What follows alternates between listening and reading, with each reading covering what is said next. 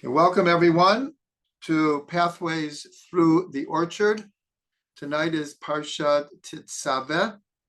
This is the second Torah portion that is dealing with the Mishkan, the tabernacle that was built in the desert, which became the prototype of the temple in Jerusalem. Tonight we have a number of insights, so we'll get right to it. For those who were here last week, or if you weren't, you always have the chance to see the video from last week. We discussed that in Parshat Truma, the word li, to me, is very important, because it says, "V'yikhu li truma," take for me a truma, and then it says, the asu li mikdash, make for me a mikdash, v'shachanti betocham, and I will dwell within them. So we discussed the word li, we discussed about the contribution, and I want to add now a whole other layer to this idea. This is coming from Rav Ginsburg. And first, I'll just remind everyone what Rashi says. Rashi is a one-word description of the word li, to me. He says lishmi, for my name, for the sake of my name. That's what Rashi says. That's what it means. Take for me, or make for me a mikdash. We learned that the Zohar says, goes one step further, and says, when it says, take for me, we could read it, take me. That when we give and we emulate God and his attribute of chesed and giving, we are taking God within ourselves. That's what the Zohar says. So in another place, Rashi says, any place it says li, to me, meaning God is saying this, it's for me, it's to me, it represents something that's forever. So the reason I'm going back over this is because in our parsha, Tetzaveh, we have the word li many times, and most of them have to do with the kohanim. That God says, take for me the kohanim. The kohanim are mine. And so Rav Ginsburg points out that in the Chumash, in the 5 books of Moses, this concept of God saying it's for me appears 13 times. Now, again, going back to last week, we made a point, a very strong point, that Rashi points out that when it says, take from me a contribution, there are 13 different materials that were taken as a donation to build the Mishkan. We pointed out that 13 is the numerical value of the word one and of love. So we see that the tabernacle is God's expression of love, and it's also our expression of love for God and God's expression of love for us. It's a meeting place where these two loves can come together.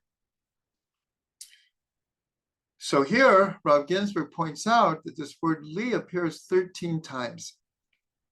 And we also learned the idea that when we put the Mishkan together, the Torah says, V'haya ha-mishkan echad. And then the Mishkan will become one.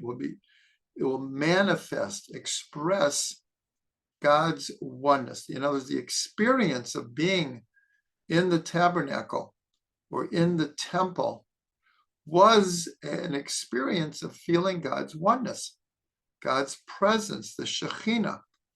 Asuli mikdash v'shachanti betocham. Make for me a dwelling place, and I will dwell within them. So the word dwell is the root of the idea of God's divine presence called the Shekhinah. It's the same root. Then Rav Ginsburg points out, now remember, Rashi says, what does li mean? Lishmi, for my sake, for my name. So amazingly enough, in the whole Tanakh, so the word lishmi, in other words, God saying, do something for my name, also appears exactly 13 times. And it's virtually all in context of the first temple, of Shlomo, King Solomon building the first temple. So here you have the word li, which applies mostly to the tabernacle, and lishmi to the temple in Jerusalem. And they're both 13 times.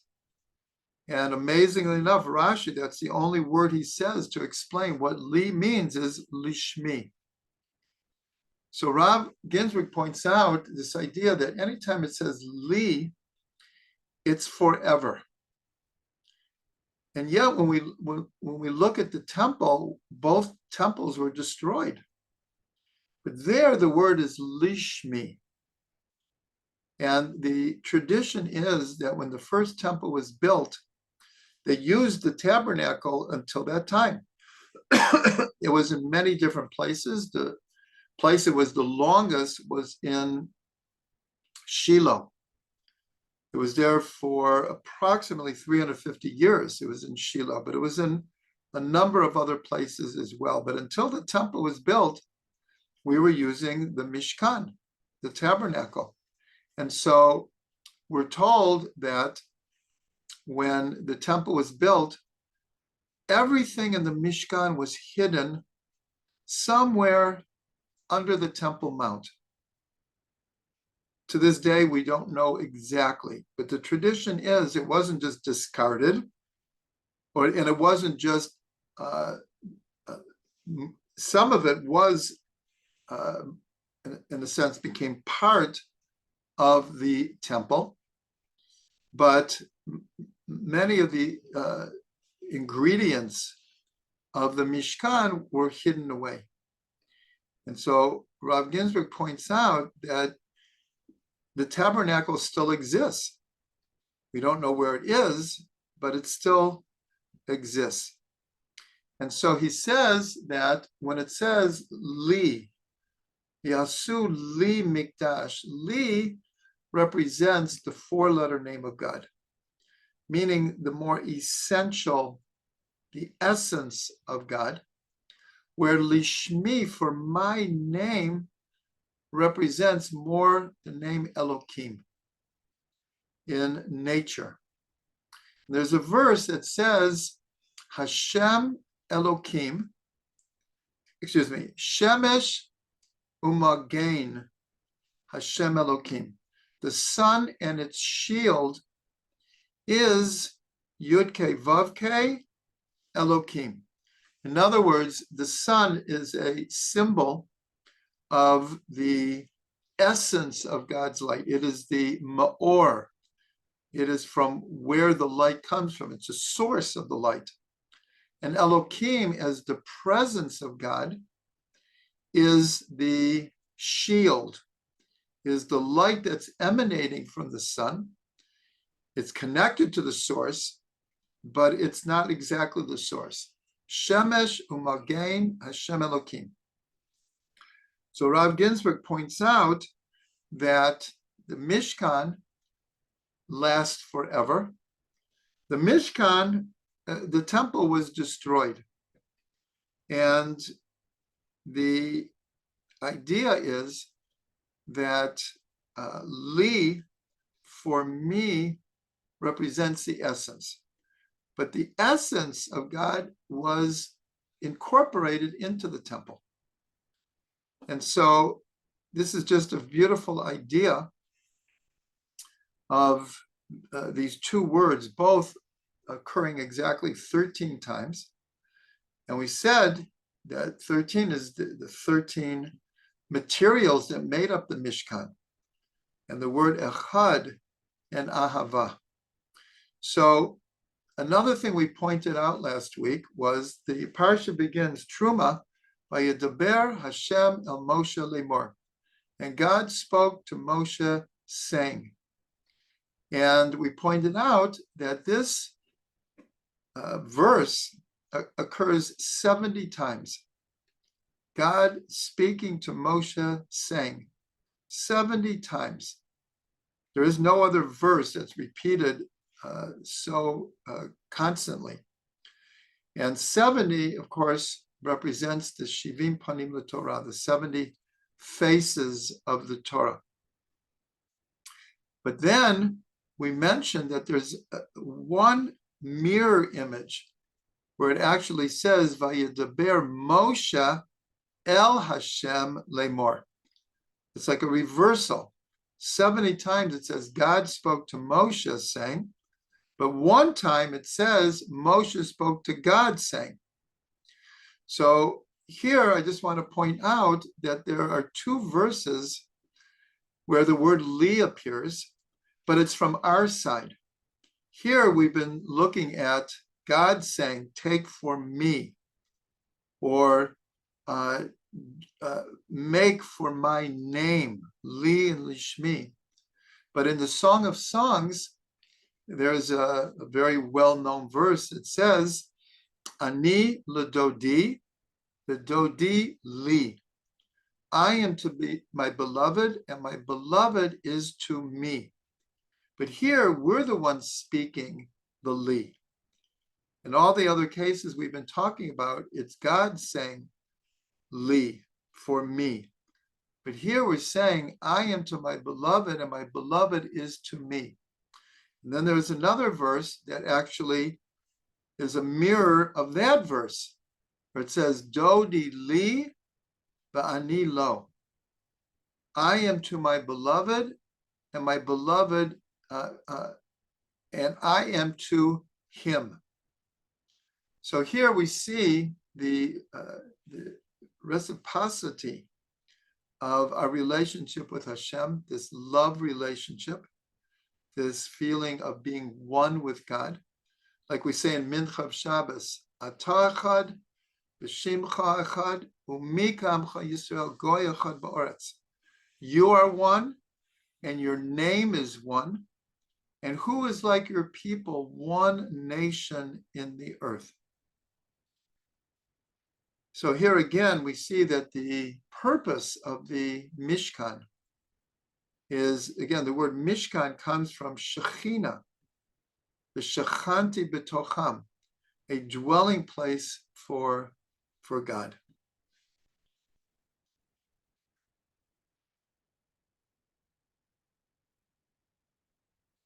Okay.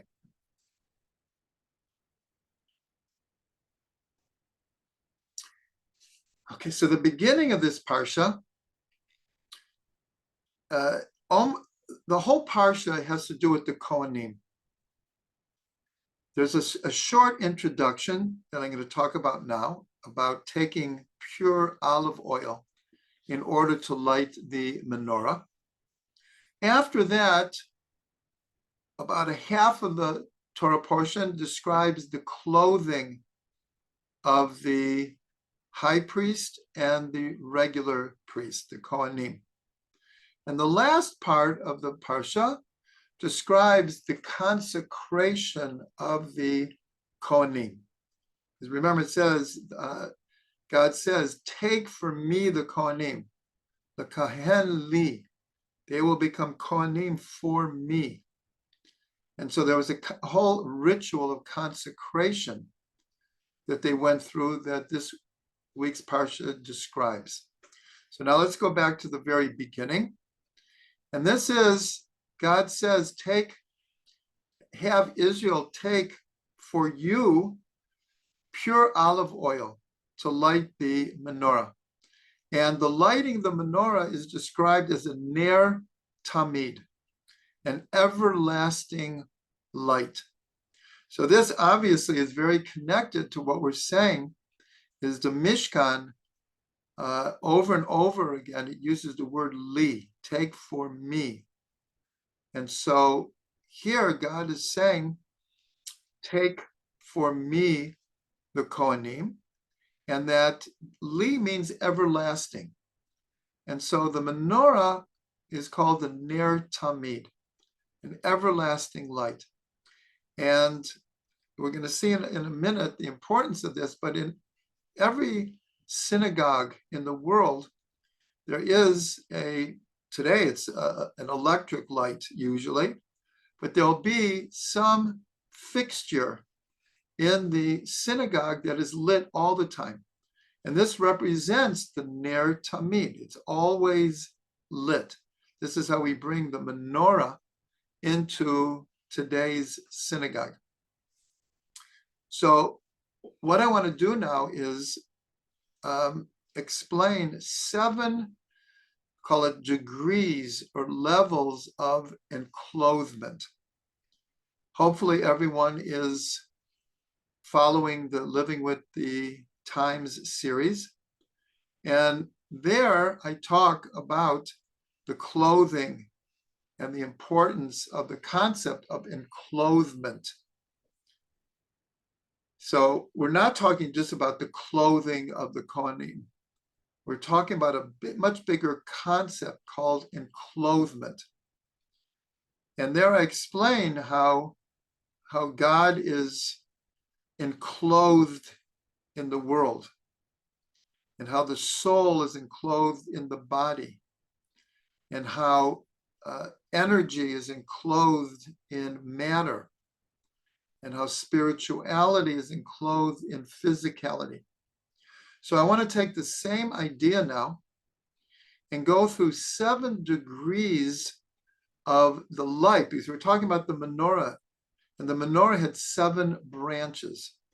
So we're going to see relatively quickly 7 almost descents, or 7 manifestations or enclothement of the light of God. So we're going to start with the concept called the infinity of God, is called the Ein Sof. Literally means without end. Ein is the nothingness from which everything comes into being. This is compared to the womb, that from we'll call it the primordial space or darkness of nothingness comes everything. So the first thing that comes from the Ein Sof, and this is the first enclothement, is the Or Ein Sof, the light, the infinite light. But as we've discussed many times in a deep way, there is a primordial darkness that precedes the light. And again, this is symbolically the darkness of the womb from which all birth comes from. So from the infinite nothingness, again, when we say nothingness, we have to realize that this is actually the source of everything. But from the infinite nothing comes the light, the infinite light, the Or Ein Sof. And then from the Or Ein Sof, infinite light becomes enclosed in finite light, in the finite worlds, that God creates all of the spiritual and our physical material world, but they are finite, even though it stretches the imagination to imagine what they're talking now about of tens of billions of galaxies, each one containing tens of billions of stars, and each galaxy stretching more light years than we can even imagine. And so the universe in our mind appears to be infinite, but from God's perspective, it is finite. And so from the Ein Sof to the Or Ein Sof, from the Or Ein Sof comes physical light. And then that physical light is enclosed in the menorah in the Mishkan. But this physical light is also enclosing infinite light. And then from the Mishkan, that's the third step here, that light is manifest in the temple. Because at a certain point, as we mentioned, the Mishkan is hidden away and the temple is built in Jerusalem. And so that becomes the fourth enclosement. And then the temples are destroyed. But we know that the synagogue today has incorporated all of the physical elements of the temple, and our prayers enclose and translate all of the service that the kohanim and the Levim did in the temple. And so here we go from Mishkan to temple to synagogue. But then there's another level of enclosement that's even closer. I was going to say closer to home, and that's exactly the point, where our homes become like temples. Our table becomes the altar. On Shabbat, we have the two loaves of bread, which are like the table and the showbread in the temple. Lighting candles in Shabbat become the menorah. It's customary to have flowers, and that's the good smell of the ketoret. And all of this makes a dwelling place for the Shekhinah. And then the last, that's the sixth stop along the way. And the last, in a sense, is the most important one. And that goes back to the original statement when God says, "V'asuli mikdash v'shachanti b'tocham." Make for me a holy place, and I will dwell within them, within each and every person. So that's where the body becomes the dwelling place of the divine soul. And the divine soul is an actual part of God above. And God above is the infinite light and is the Ein Sof. So here I'm going to review very, very quickly. We go from Ein Sof, from infinite to the or Ein Sof, to the infinite light. The infinite light becomes manifest in finite light. This finite light becomes manifest in the menorah, in the Mishkan. That light then becomes the prototype and is contained in the temple in Jerusalem. The temple, after its destruction, is now contained in the synagogue, which is actually called the Mikdash Ma'at, a miniature temple. And then the temple is manifest in our homes. And then ultimately, all of this is manifest, is expressed in the human being, in the soul, in the body. And those are 7 steps, and that represents the 7 branches of the menorah. 7 branches of this light that goes from infinity to an infinite light, to finite light, to the light of the menorah in the Mishkan, the light of the menorah in the temple, the Ner Tamid, that's how we started all of this. At the lighting of the menorah is called an everlasting light. And that is in our synagogues today. And in our homes, we bring the light of God, and especially it's symbolized by lighting the candles of Shabbat and holidays. And ultimately, it is the light of God within each and every person. So this is the menorah manifest through all the worlds, through 7 levels of the world.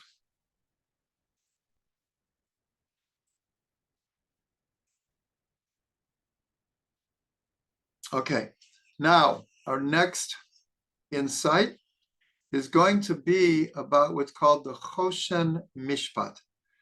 As I said before, the half of this parsha is about the clothing of the high priest and the regular priest.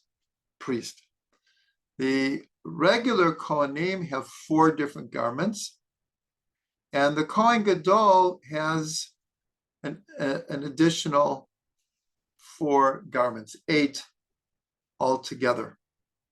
And the Torah goes through great detail of the way that they were made, how they were worn, what colors, the dimensions, and full of meaningful symbolism and how we can apply these ideas. I'll direct everyone to Orchard of Delights and Fruits of the Orchard. Remember, my point in Pathways is to break new ground. So I can't always go over everything that I've said in the previous Orchard series. But one of the clothings or the ornaments of the high priest is called the Choshen Mishpat. And this is that the Kohen Gadol had a ma'il, a long robe, and on top of it there was it was called the ephod. And the ephod was connected with 2 stones, one here and one here, and there were chains, and the chains connected to a square. It was like a pouch. It's like a square pouch. On the square pouch was what's called the Choshen Mishpat.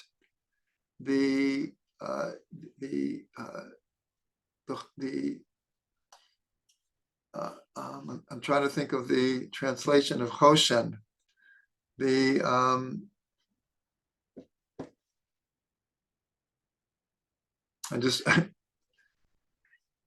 Breastplate. Thank you. My wife always comes to my rescue. The breastplate of judgment. That's what it's called. The Choshen Mishpat. The breastplate of judgment. So that breastplate had 12 stones, had 4 rows of 3 stones. Again, all of this is so much to say, but again, it was a pouch, and in the pouch there was what is called the Urim v'Tumim. Urim comes from the word or. Tumim comes from the word complete, and it's not even known exactly what the Urim and Tumim are. Most people hold that they were names of God that were inscribed and put in this pouch. And on the 12 stones were the names of the 12 tribes. Also on the Shoham stones were the tribes, 6 on one shoulder and 6 on another shoulder. Again, in previous Orchard books, we discussed this in great length. But I want to get to a certain idea here. And that is that we're told that when there were very, very important questions regarding all of Israel, that they would ask a question of the Kohen Gadol, and the letters that were inscribed on the stones of the tribes would start to light up. And an answer would be given from the lit up letters on the Choshen Mishpat. So this is what I want to get to. We want to understand what is happening here. This is a very way out concept, that it was like an oracle. In English, we would use the word oracle. And it wasn't used for private questions. It was only matters that affected Israel. And they would ask the Kohen Gadol, the high priest who was wearing this ephod with the Choshen Mishpat. So we're going to start by looking at the word Choshen. Mishpat means judgment. Choshen means the breastplate. But the three root letters of Choshen is the same as Nachash, the snake. So this becomes very mysterious, that this oracle has the same letters. Choshen has the same letters as Nachash. Now, in the Torah itself, it tells us in a few places that magic and sorcery are forbidden. And the Torah enumerates all kinds of different types of sorcery. Almost all of them were to try to tell the future, and they're forbidden. But here you have a Choshen Mishpat, you have this breastplate of judgment, and in some miraculous way, when a question is asked, the letters would light up and give an answer. So obviously there's a very, very fine line here between what is permitted and what is forbidden. And here we actually have a similar question that's asked about the Kruvim, the two angelic figures that were on the top, on the cover of the Holy Ark in the Holy of Holies. And actually, when the Babylonians came in and they destroyed the temple and they saw these two figures, they were like astounded, because to them it looked like idols. And they couldn't believe that this is what's in the Holy of Holies, these two angelic figures.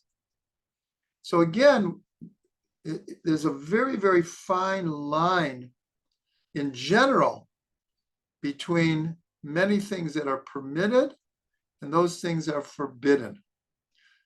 Like we've pointed out many times, there's so many things in the world that are what's called neutral, parv.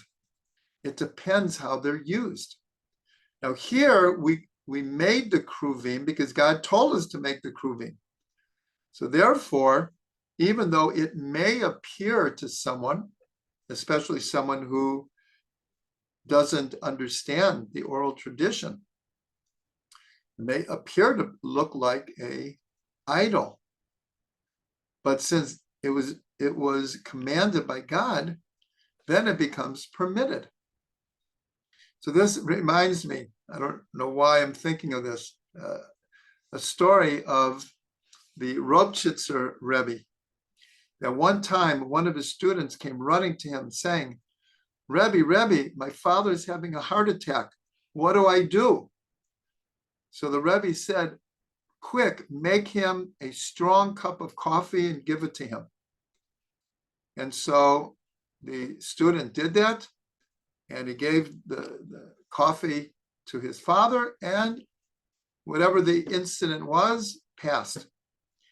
A couple weeks later, he comes running again to the Rebbe and says, Rebbe, my father's having a heart attack again. So I gave him strong coffee and it's not helping. And the Rebbe said, you gave him strong coffee, you could kill him. And so it all depends on the circumstance. It all depends on very, very fine lines. So here we have this, again, we're going to call it an oracle, something that seems very magical, and it actually is the same letter as Nachash. And in Hebrew, the word to guess is lenachesh. Like guessing is the same root as Nachash. And there's an incident, if you remember, with Yosef, when Yosef is second most powerful person in Egypt, and the brothers come down, they don't recognize him, and he goes through this whole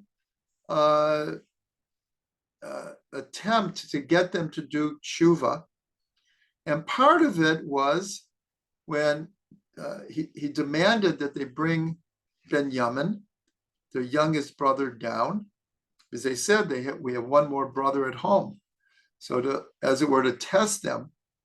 And so they brought down Benjamin, and it seemed like everything was good and they're all going home. But Yosef on purpose had his cup put into the sack of Benjamin. And when it was found, this is again part of his whole plot to get them to do tshuva. So when they brought back all the brothers, Yosef said, how could you do this? You don't know that I can lenachesh, that I have vision, I have sight. How could you think that I wouldn't know that someone took the cup that I use to see the future? So again, the word lenachesh. And so here, I'd like to go into a very, very important idea, and that is the connection between prophecy and imagination.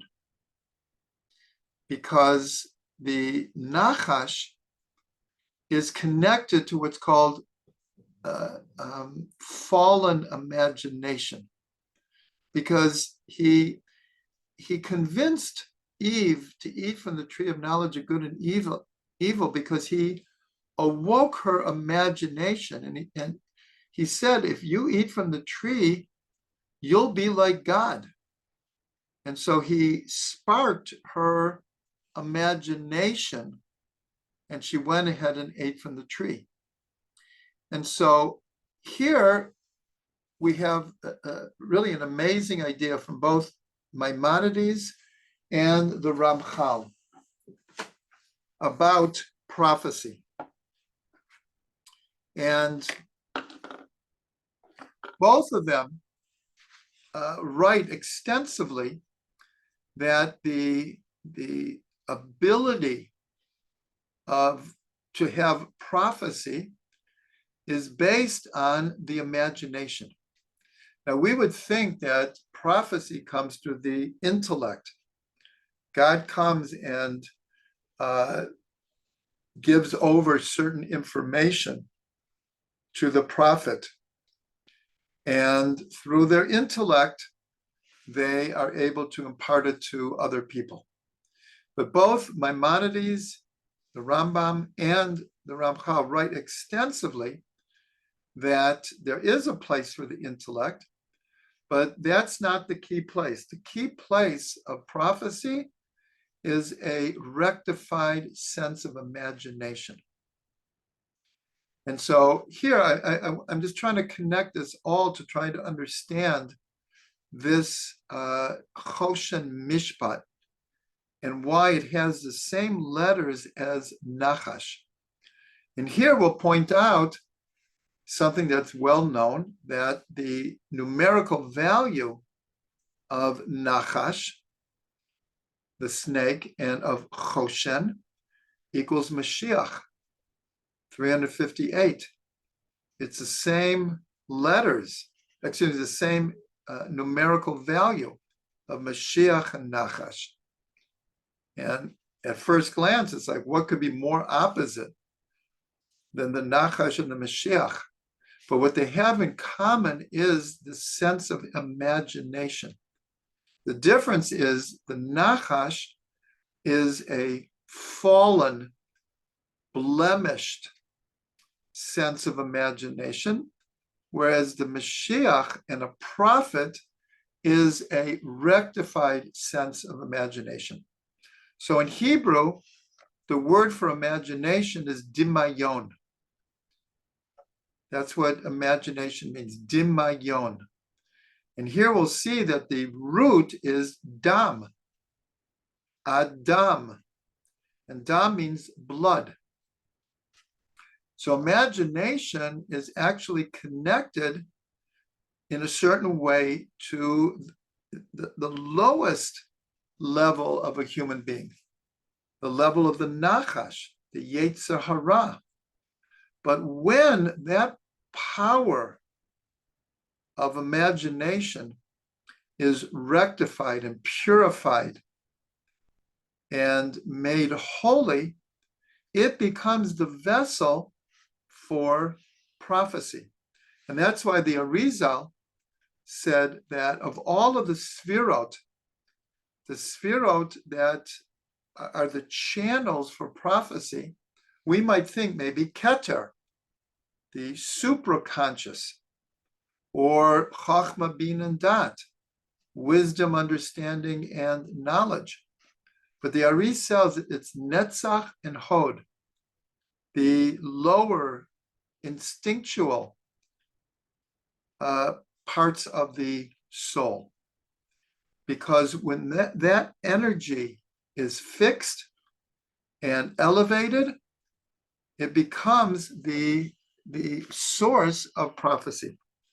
So what I'd like to do, and again, this whole idea with the Choshen Mishpat, this is prophecy. The Sanhedrin or the king would come with a question of critical importance to the Jewish people. And they're looking for an answer, in other words, of the future.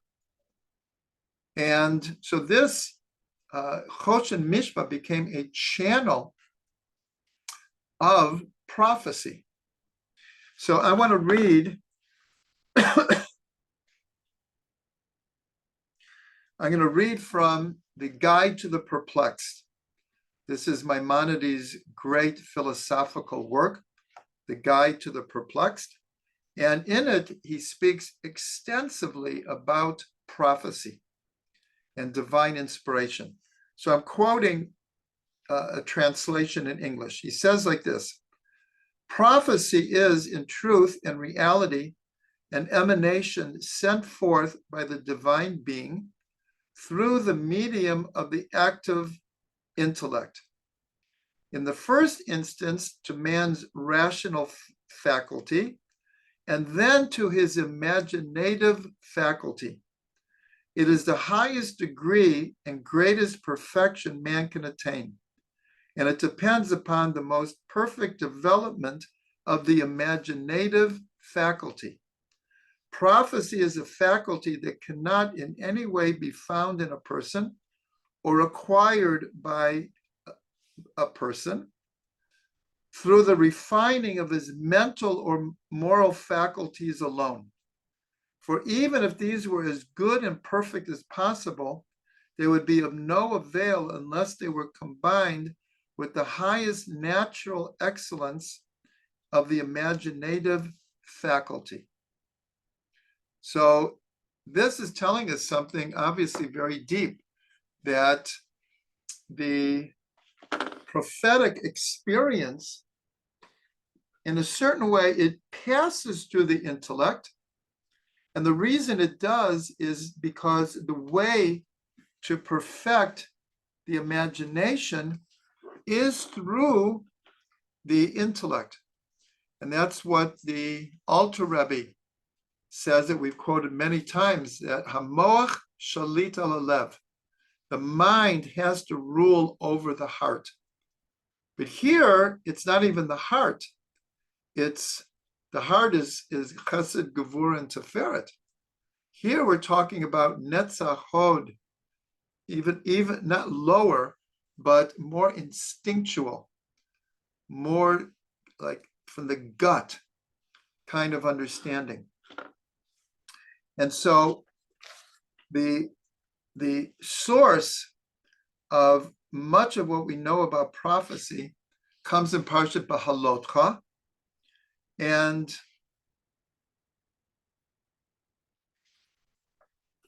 this is where Miriam and Aaron seemingly complain to God about Moshe.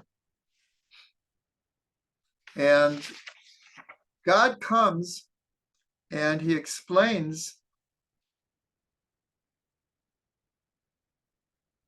the difference between all the prophets. Moshe, Aaron and Miriam also were prophets, and the difference between them and Moshe. And so, just give me 1 second.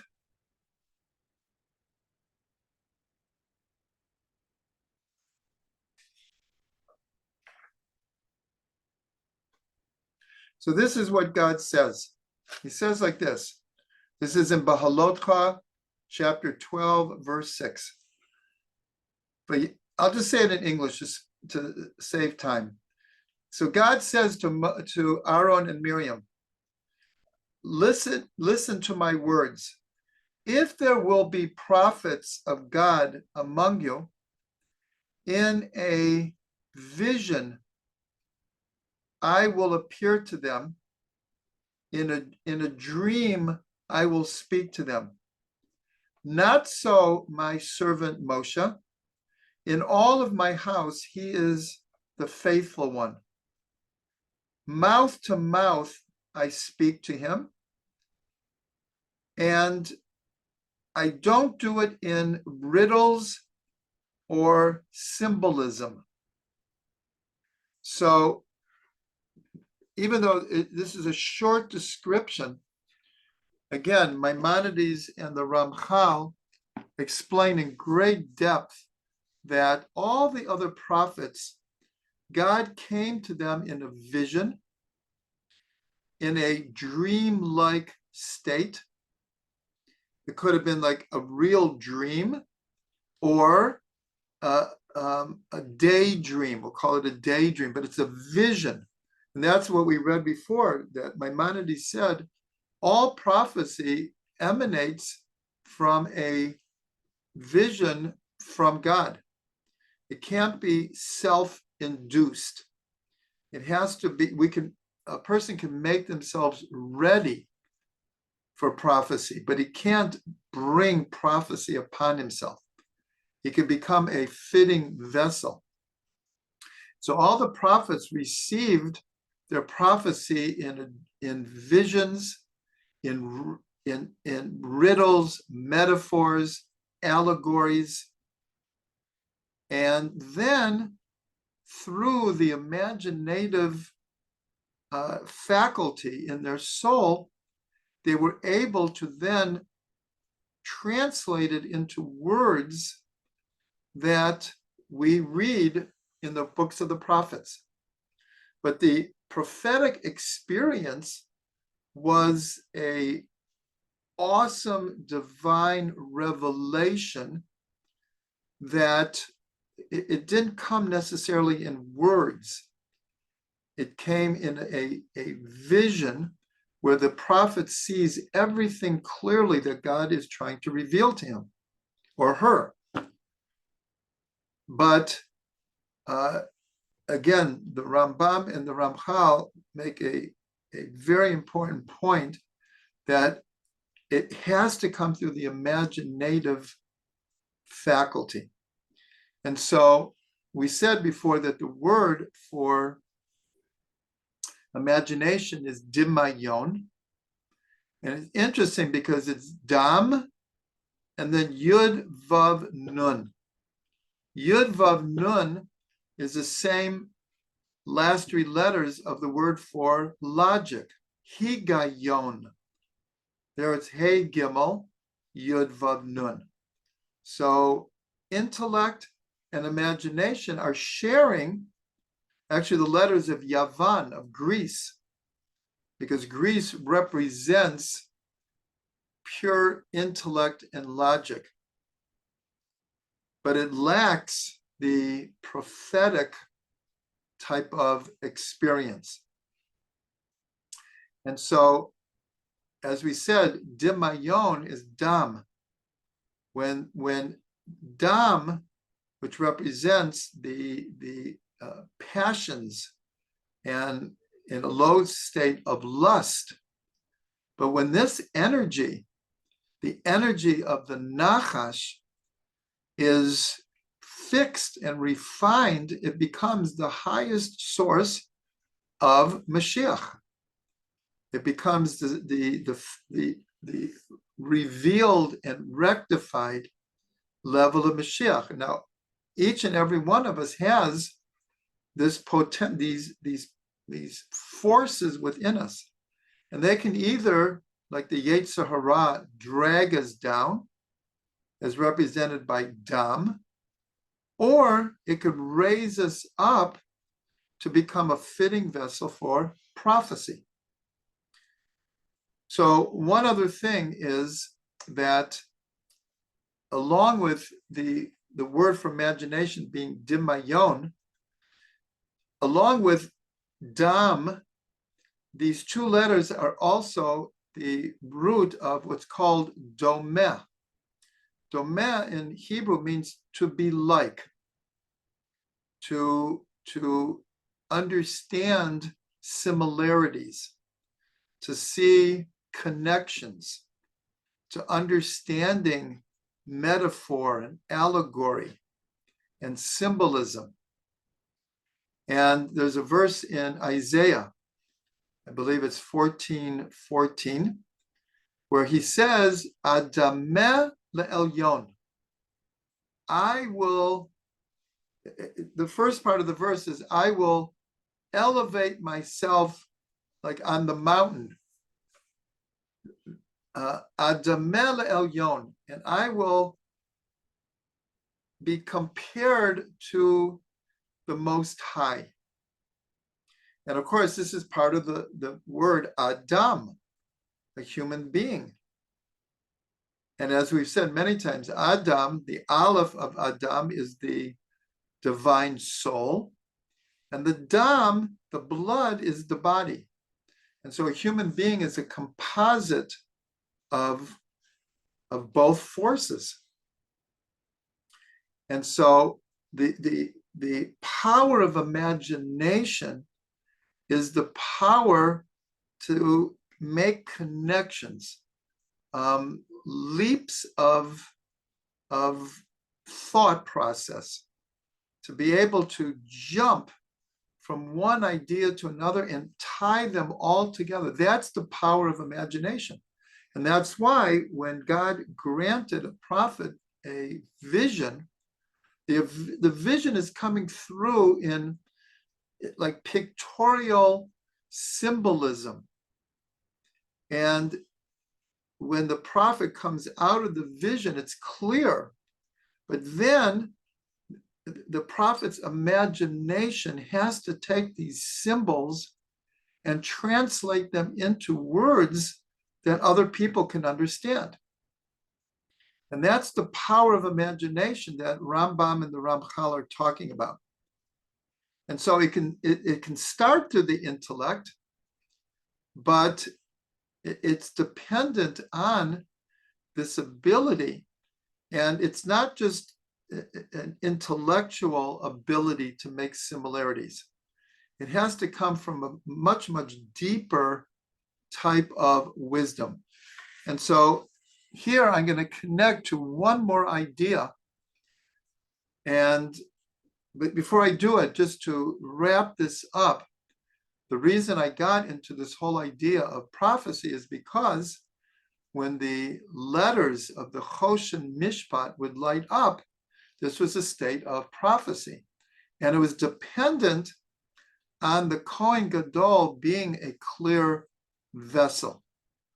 Later on, when the whole temple experience really descended, and you could buy the high priesthood through money, it didn't work anymore.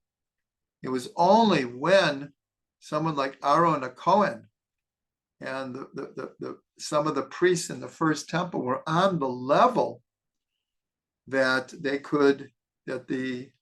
Choshen Mishpat actually worked.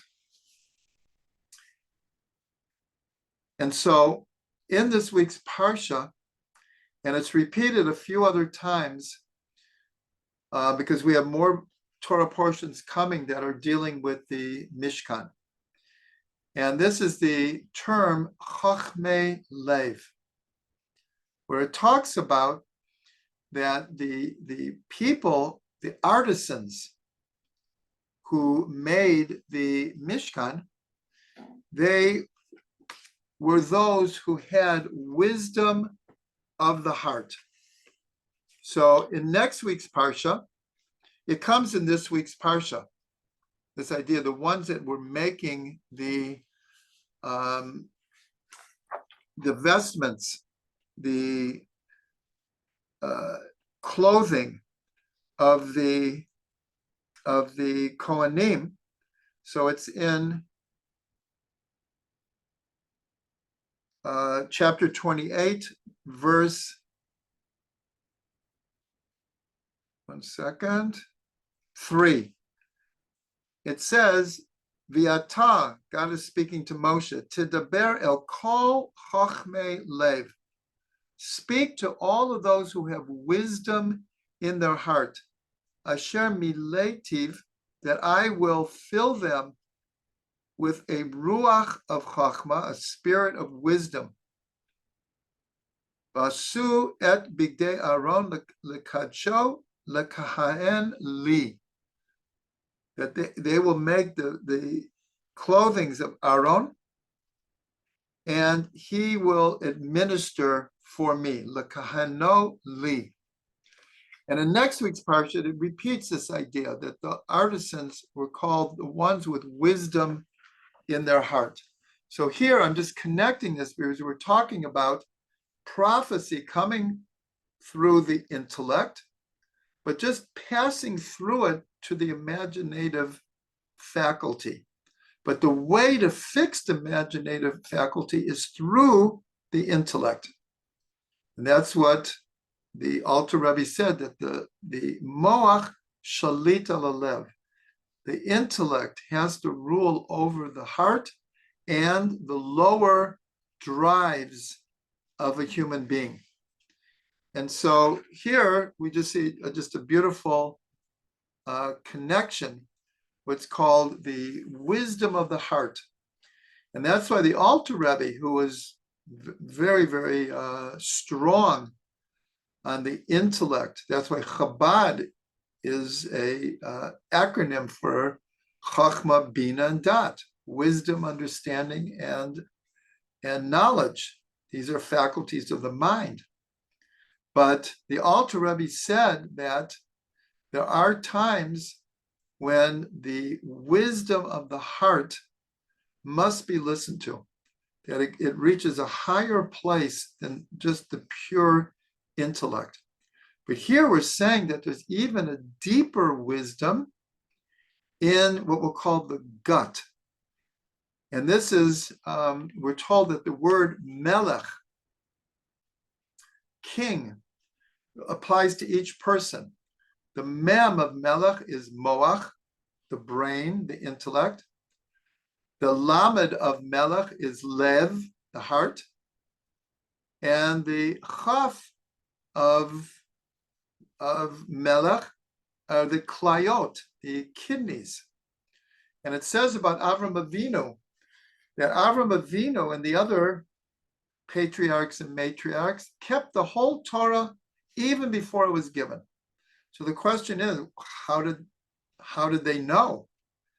And so the sages say that Avram's kidneys were like buckets of water and pouring forth a type of wisdom that was so instinctual, so inspirational, that he could actually connect to the wisdom of the Torah even before it was given.